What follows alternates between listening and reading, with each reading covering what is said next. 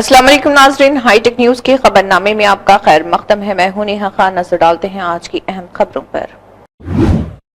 समीर अहमद सदर all India कौमी तंजीम की जानिब से निज़ामाबाद डिस्ट्रिक्ट कलेक्टर को प्रजावानी में एक दरख्वास्त दी गई। समीर अहमद ने कहा है कि निज़ामाबाद शहर में म्यूनसिपल कॉरपोरेशन की जानिब से कचरे को साफ नहीं किया जा रहा और कचरा उठाया नहीं जा रहा। इससे निज़ामाबाद शहर में मच्छर की तादाद बढ़ जा रही और डेंगू मलेरिया भी हो सकते हैं। इसीलिए कलेक्टर को दरख्वास्त दी और ये बताया गया कि जल्द से जल्द शहर निज़ामाबाद में आवारा कुत्तों को पकड़ने चाहिए, क्योंकि अगर ये कुत्तों को नहीं पकड़ा जाएगा तो आवाम की जान को खतरा लाक हो सकता है। आज ऑल इंडिया कौमी तंजीम की जानिब से ज़िला कलेक्टर निज़ामाबाद को एक याददाश्त दी गई। ख़ास तौर पे हम सब आकर एक याददाश्त दिए। याददाश्त में ख़ास तौर पे ये है कि निज़ामाबाद में माइनॉरिटी एरिया में सैनिटेशन का प्रॉब्लम है। जैसा कि कचरा देखें 8 दिन हो गया तो भी नहीं उठा रहे। कचरा जाकर ड्रेनेजेस में जा रहा, ड्रेनेजेस का पानी रोडों पर आ रहा, जिससे जो दिन तमाम बदबू माइनॉरिटी एरिया में, जिससे बदबू से शाम हुए तो 7 बजे से लेके 11 बजे शाम तक मच्छर शुरू हो जा रहे।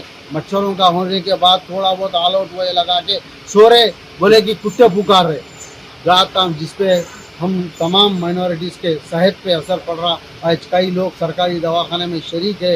ये सब निज़ामाबाद म्यूनसिपाल्टी सिर्फ और टैक्स के उसमें जैसा एक्टिव काम कर रही है, जो आवाम से टैक्स लेने के लिए और नल के बिल टैक्स लेने के लिए उसमें तवज्जो दिखा रही है, मगर जो है सो जो आवाम की सेहत से मुतालिक कोई वो नहीं हो रहा। कई मरतबा म्यूनसिपल कमिश्नर को भी नुमाइंदगी की और सैनिटेशन में भी दिया गया, मगर जहाँ का वहाँ ठप है।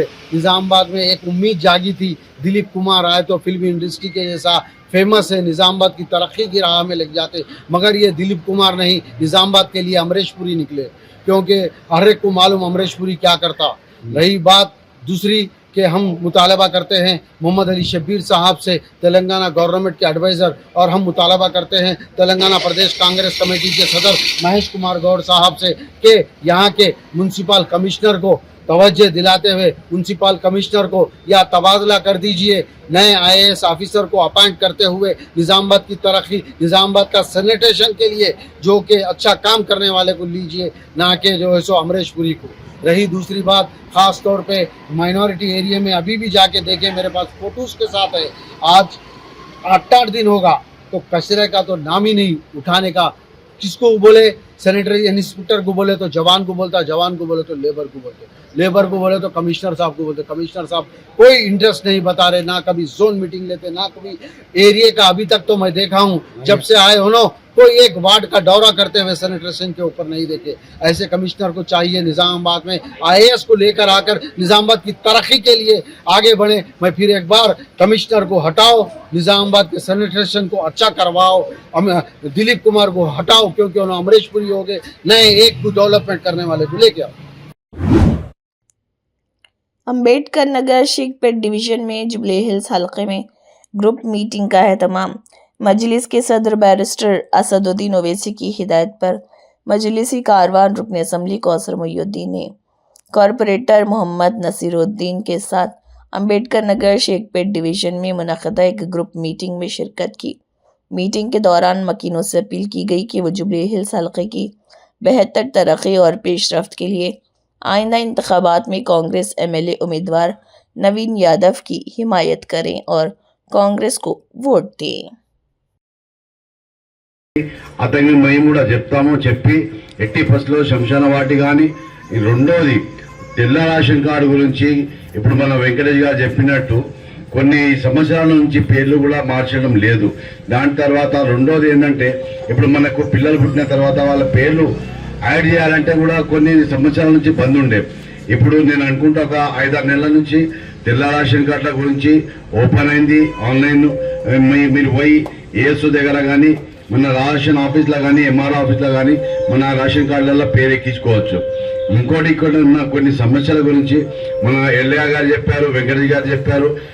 నేను కూడా కొద్దిగా నేను మీ పక్కనున్న బస్తీకి MLA ఎందుకంటే హకీంపేట కుంట కానీ ఇక్కడ విరాట్ నగర్ కానీ నాకే వస్తుంది. నేను కూడా ఎమ్మెల్యే, నేను మీ ఇక్కడ ఉన్నా, మనం గెలిచిన తర్వాత నవీన్ యాదవ్ గారు గెలిచిన తర్వాత ఎట్టి పరిస్థితిలో ఇక్కడ ఉన్న సమస్యలన్నీ తీర్చిదిద్దాం. రెండోది, ఆయన ఎట్టి పరిస్థితిలో గెలుస్తాడు. రెండోది ఏంటంటే మీరు ఓటు ఇదివరకు కొన్ని పార్టీలకు వేసి వచ్చారు, భారతీయ జనతా పార్టీ కూడా వేశారు. కొన్ని సంవత్సరాలు మనము ఈ టిఆర్ఎస్ పార్టీ కూడా వేసినాం. కానీ మన దళితులకు కానీ ముస్లింస్ మైనారిటీ కానీ ఏసుంటి లాభం పొందకుండా మనకి ఏసుంటి ఉద్యోగాలు కానీ మనకి ఏసుంటి జాబ్లు కానీ ఏమి ఇవ్వటం లేదు. ఇప్పుడు కాంగ్రెస్ ప్రభుత్వం పాత పార్టీ కాబట్టి మనం ఇప్పటికి ఎల్లకాలం 65 సంవత్సరాలు వీళ్ళు మన భారతదేశంలో రాజ్యం చేశారు. ఈ పార్టీ ఎట్టి పరిస్థితుల్లో కాంగ్రెస్ పార్టీకి ఓటేసి మన పార్టీ కాంగ్రెస్ పార్టీ అభ్యర్థి నవీన్ యాదవ్ గారికి గెలిపించుకోవాలని మీ అందరికీ ఉదయ ప్రోగ్రామ్ గా చెప్పడం జరుగుతుంది. ఇక్కడ ఉన్న సమస్యలు ఇప్పుడు మన సురేష్ గాని ఎల్లా గాని వెంకటేష్ గారి కానీ వీళ్ళని దొరకపోయి రేపు కానీ ఎల్లుండి కానీ నవీన్ యాదవ్ గారిని కూడా ఇక్కడ పిలుస్తాము. మీ దగ్గర ఉన్న जिले कलेक्टर पी प्रवनिया ने कहा कि संगारेड्डी जिले में शराब की दुकानों की अलॉटमेंट नई एक्साइज पॉलिसी के दफात के बाद मुकम्मल तौर पर शफाफ तरीके से की गई। ज़िले में शराब की दुकान के लाइसेंसों की अलॉटमेंट का अमल जो 2025-27 तक जारी रहेगा। JSR में मुनक़िदा संगारेड्डी टाउन में ये प्रोग्राम मुनक़िद हुआ। इस मौके पर खिताब करते हुए कलेक्टर ने कहा, ज़िले में शराब की 101 दुकानों के अलॉटमेंट के लिए कुल 4,432 दरख्वास्तें मौसूल हुई। दरख्वास्त दहिंदगान को 100 शराब की दुकानों में से हर एक के लिए दुकान के लिहाज से मदऊ किया गया था और उनकी मौजूदगी में 1 लाख की ख़ुरांदाज़ी की गई। 100 दुकानों की अलॉटमेंट मुकम्मल हो चुकी है। कलेक्टर ने कहा कि तस्वीर और वीडियो फिल्म बंदी के साथ पूरा प्रोग्राम आसानी से चला और दुकान नंबर 24 के हवाले से मौसूल होने वाली दरख्वास्तों की कम तादाद के पेश नज़र कलेक्टर ने इंकशाफ किया कि महकमा एक्साइज के हुक्म के मुताबिक दोबारा नोटिफिकेशन दिया जाएगा। वजीर दोडेला श्रीधर बाबू के खिलाफ सियासी साजिश। रियासत की तरक्की के लिए अनथक मेहनत करने वाले वजीर श्रीधर बाबू के खिलाफ पट्टा माधव की सियासी साजिश नाकाबिल कबूल। ये अवामी हुकूमत में IT और सनत के वजीर श्रीधर बाबू पर अवाम के एतमाद को ठेस पहुंचाने की कोशिश, एक ऐसे वक्त में जब एक दहाई से रियासत तेलंगाना की तश्कील में एक भी नौकरी नहीं। श्रीधर बाबू जिन्होंने अवामी हुकूमत में IT और सनत के वजीर का ओहदा संभाला, उन्होंने रियासत में लाखों करोड़ों की सरमायाकारी की और हज़ारों मुलाजिमतें पैदा की। वो बेरोज़गारों को रोज़गार मौके फराहम कर रहे और तेलंगाना को तरक्की की तरफ ले जा रहे। ये बदकिस्मती की बात कि पुट्टा माधव बुजुर्ग श्रीधर बाबू के खिलाफ झूठे इल्ज़ामात लगाने की कोशिश कर रहे कि एक ऐसी शख्सियत जो हमेशा उन लीडरों में सबसे आगे रहे जिन्होंने खुद गर्ज सियासत के बगैर आवाम के दिलों में जगह बनाई, अपने सियासी मुफादात के लिए और अपना पैसा खर्च किए।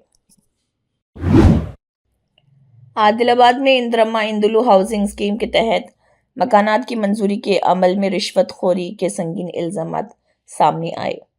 मुस्तफ़ीदीन के एक ग्रुप ने ज़िले कलेक्टर आदिलाबाद को दी गई तहरीरी शिकायत में इल्ज़ाम आयद किया कि स्कीम के वार्ड ऑफिसर साई कृष्णा और कमेटी के अरकान मंदकुनी संतोष और सतीश व दीगर अफराद मंजूरी और दस्तावेज़ात के इजरा के लिए फ़ौरन 50,000 रुपये रिश्वत तलब की। शिकायत में कहा गया कि ये तमाम मुस्तफ़ीदीन गरीब तबके से ताल्लुक़ रखते हैं और उन्हें अपने मकानात की तामीर के लिए हुकूमत की तरफ से मंजूरी तो मिल चुकी, लेकिन मज़कूरा ओहदेदार रिश्वत के बगैर कार्रवाई आगे नहीं बढ़ा रहे। शिकायत कुरिंदा ने बताया कि उन्होंने इस मसले की शिकायत म्यूनसिपल कमिश्नर आदिलाबाद को भी शवाहिद के साथ दी, ताहम अब तक कोई कार्रवाई अमल में नहीं आई।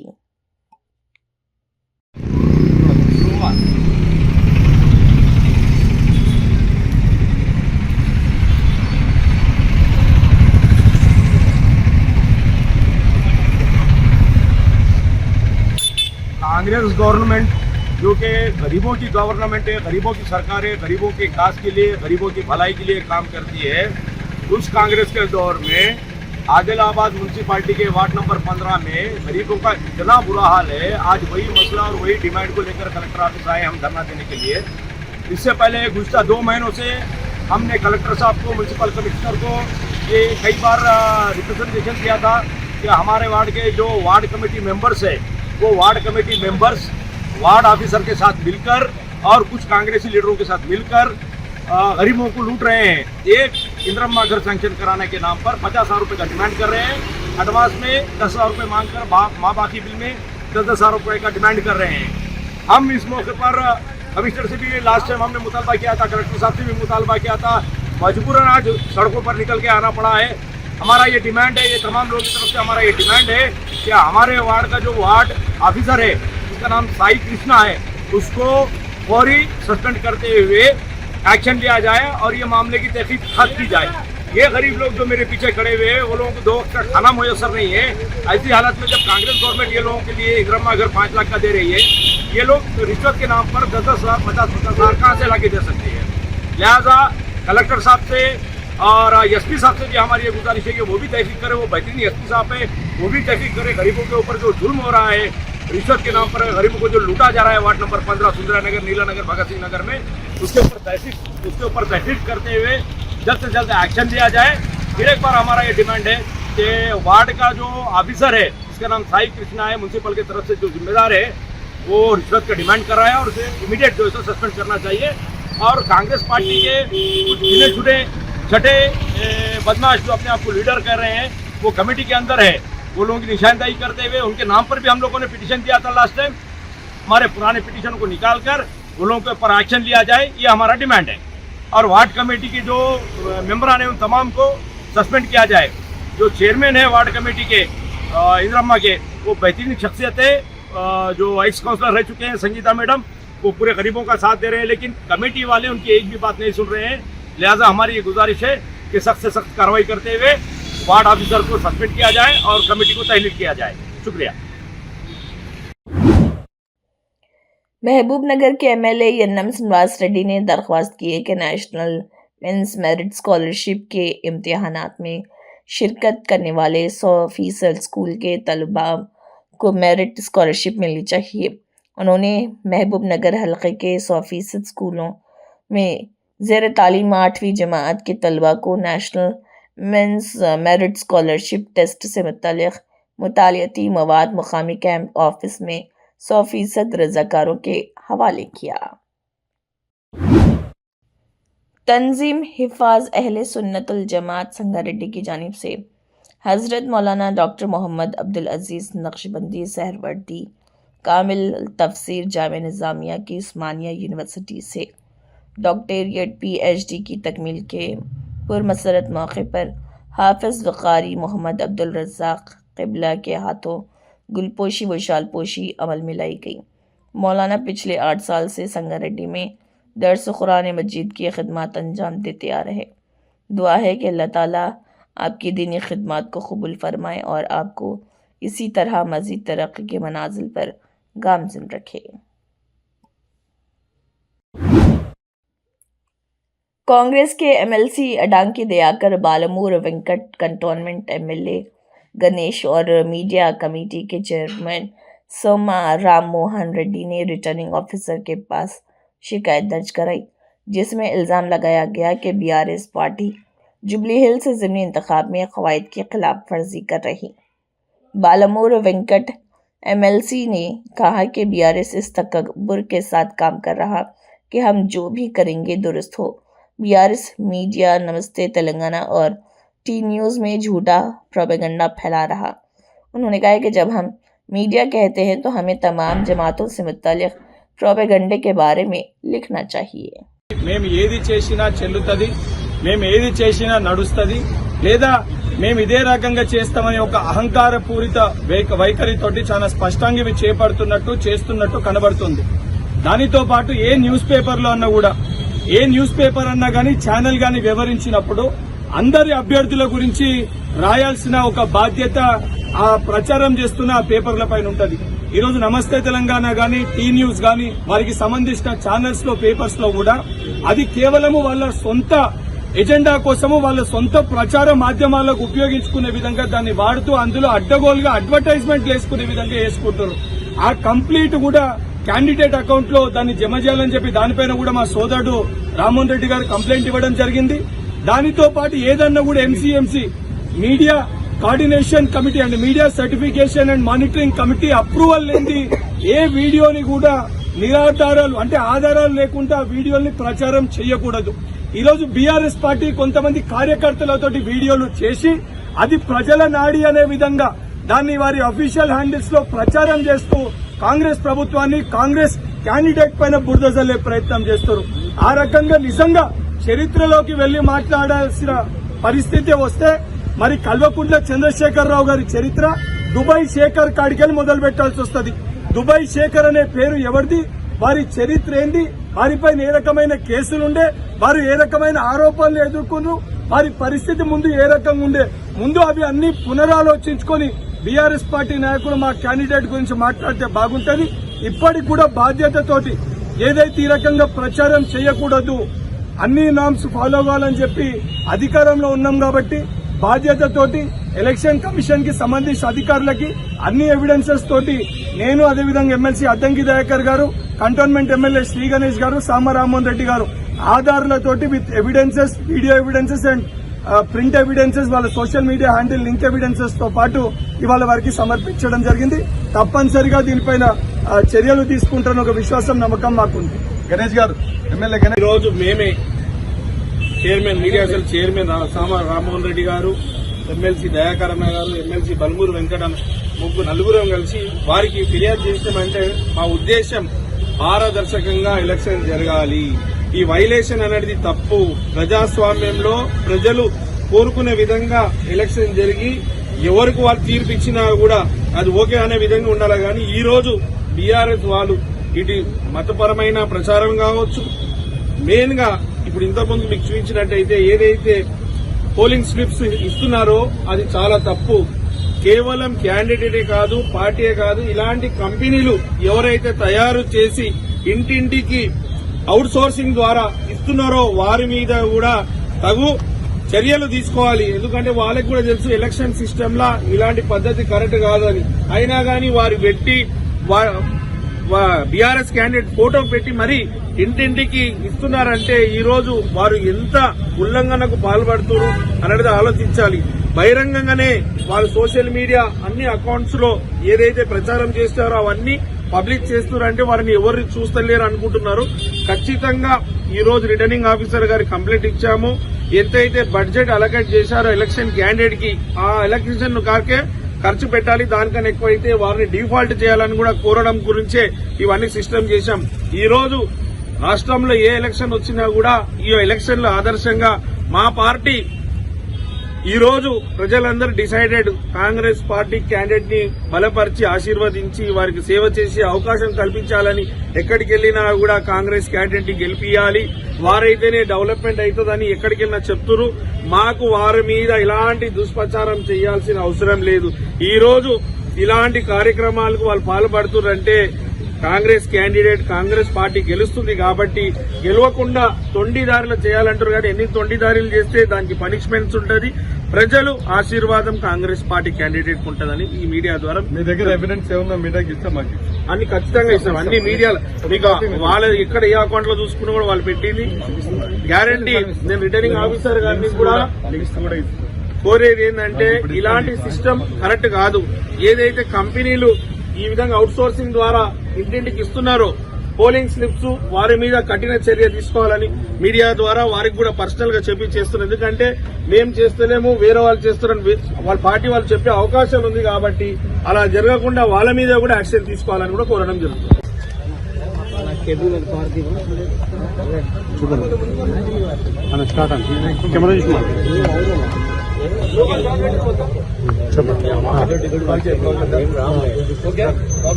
చెప్పండి. ప్రభుత్వంలో ఉన్నప్పుడు అక్రమాలు చేయడమే కాదు, ప్రతిపక్షంలో మేము అక్రమాలు చేస్తామని చెప్పి నిరూపిస్తున్న పార్టీగా ఇలా మనం టీఆర్ఎస్ పార్టీని చూస్తున్నాం. ప్రత్యేకించి కోల్ చిట్టీలకు సంబంధించిన అంశంలో మీరు చూస్తే ముందుగానే నవీన్ యాదవ్ కోల్ చిట్టీలు పంచిండు అని చెప్పేసి ప్రచారం చేసిన వీళ్ళు మరి ఇప్పుడు ఇంత దొంగతనంగా మిషన్లు ఎక్కడి నుంచి తెచ్చిరో తెలియదు, మరి యాడ్ నుంచి ప్రింట్ కొట్టిరో తెలియదు. ఎలక్షన్ కమిషన్ కాకుండా దొంగ మరి ఏమంటారు కోల్ చిట్టీలు ఎందుకు పంచుతుందో చెప్పాల్సిన అవసరం ఉంది. నేను ఒకటే ఈ సందర్భంగా మీకు తెలియజేస్తున్నా, బయట పొంకనాలు కొడుతున్నాడు కేటీఆర్ బాగా. ఏది మీరు సరైన అభ్యర్థికి ఇవ్వలేదు, మీరు అట్లాంటి అభ్యర్థికి ఇవ్వలేదు, మీరు ఇట్లాంటి అభ్యర్థికి ఇవ్వలేదు ఇట్లా అని చెప్తున్నారు. మీరు ఇలా ఇచ్చిన అభ్యర్థి ఎట్లాంటి వాళ్ళైనా కూడా మీరు ఆమెతో ఎందుకు దొంగతనం చేపిస్తున్నారు? మీరు చేసి ఆమెకి ఎందుకు నష్టం చేకూరుస్తున్నారు? అసలు ఆ క్యాండిడేట్ గెలవాలని మీకే లేనట్టుగా ఓపెన్ హ్యాండిల్స్ లో పెడుతున్నారు వాళ్ళు. ఇలా చర్చిలకు పోయి క్యాండిడేట్ ప్రచారం చేసి, లేకపోతే ఇతర గుళ్లకు పోయి క్యాండిడేట్ ప్రచారం చేయించాల్సింది ఎవరు సలహాల మేరకు వస్తుంది? అది కేటీఆరా, హరీష్ రావా? మరి ఎవరు వీళ్ళని పురమాయిస్తున్నారు? ఇది పోతే ఎలక్షన్ కమిషన్ ఆబ్జెక్షన్ చెప్తుంది, కోడ్ ఎఫెక్ట్ అయిందని తెలిసినాక కూడా వాళ్ళు అట్లా చేయడం వెనుక ఉద్దేశం ఏంది అంటే మమ్మల్ని. इसी के साथ हाईटेक न्यूज खबरनामा इख्तिताम को पहुंचता है। अल्लाह हाफिज।